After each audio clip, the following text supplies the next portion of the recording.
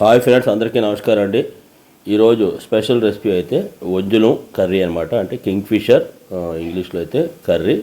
నేను ఈ వంజులం కర్రీ చాలా రెసిపీలు చూపించాను. ఈరోజు చేసే రెసిపీ చాలా డిఫరెంట్గా ఉంటుంది. వీడియో స్టార్ట్ చేసే ముందు అందరికీ ఒక చిన్న రిక్వెస్ట్ అండి.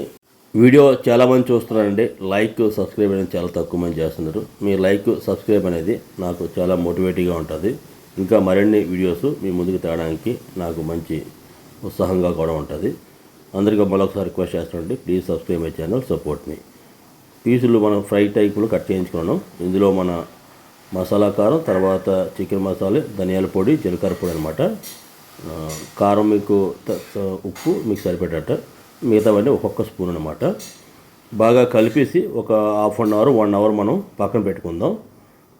ఇది చేపలు బాగా పట్టేటట్టుగా. నేనైతే మస్టర్డ్ ఆయిల్ అనమాట, మీరు చూడొచ్చు. ట్రైప్లే కలెక్షన్ మొత్తం నా ఛానల్లో ఉంటుంది వీడియో. ఇది ప్రెస్టేజ్ ట్రైప్లే.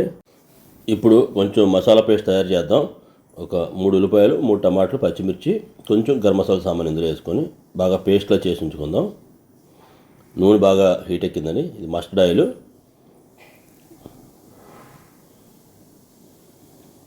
లో ఫ్లేమ్లో పెట్టి బాగా డీప్ ఫ్రై కాకుండా నార్మల్ ఫ్రై చేసి పెడదాం. ఎందుకంటే ఇది కర్రీలోకి వెళ్తుంది కదా. డీప్ ఫ్రై చేస్తుంది బాగా అదే సాఫ్ట్గా ఉండకుండా హార్డ్గా అయిపోద్ది అన్నమాట ఫిష్ అనేది. టేస్ట్ అనేది అంత బాగోదు.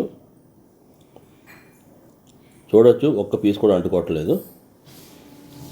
ఇది ట్రైప్లే యొక్క గొప్పతనం. ఇది మన నాన్ స్టిక్ లేకుండా కూడా ఏమీ అంటుకోకుండా ఉంటుంది అన్నమాట. 1 సైడ్ ఫ్రై అయింది, రెండో పక్క తిప్పుదాం. ఈ వంజులం చేప గొప్పతనం అంటే సింగల్ ముళ్ళు ఉంటుంది, చాలా సాఫ్ట్గా ఉంటుందండి. ఆ ముళ్ళు కూడా గుచ్చుకోదండి మనకి. తర్వాత టేస్ట్ అయితే అమోహం మటన్లా ఉంటుంది అన్నమాట. చూడొచ్చు, ముక్క ఎక్కడ కూడా డ్యామేజ్ అవ్వకుండా యాజ్ టీజ్గా వచ్చింది.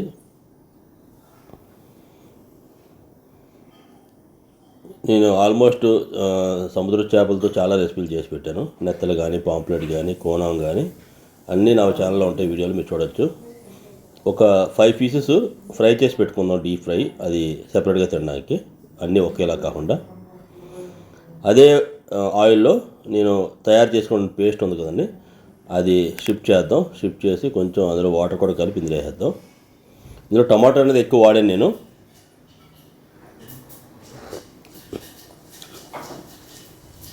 ఇందులో కొబ్బరి ఏమీ లేదండి, ఓన్లీ జీలకర్ర పొడి, ధనియాల పొడి, తర్వాత టమాటో, ఆనియన్, పచ్చిమిర్చి, గరం మసాలా.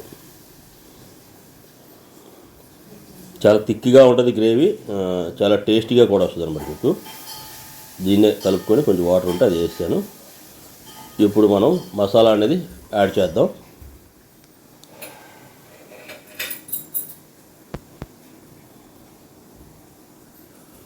ధనియాల పొడి,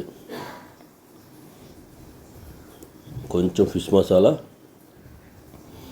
తర్వాత మన మసాలా కారం. నేను మామూలు కారం వేస్తున్నాను, మసాలా కారం వేసాను కదా. కొంచెం స్పైసీనెస్ కోసం రెడ్ చిల్లీ పౌడర్ వేసాను అనమాట.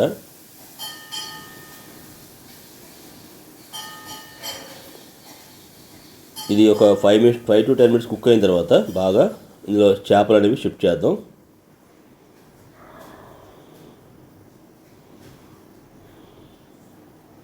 ఈ చేపలు గొప్పతనం అంటే మనం ఎక్కువ తిరగేస్తే మామూలుగా చేపలు అనేవి పీస్ కింద అయిపోతాయి కదా.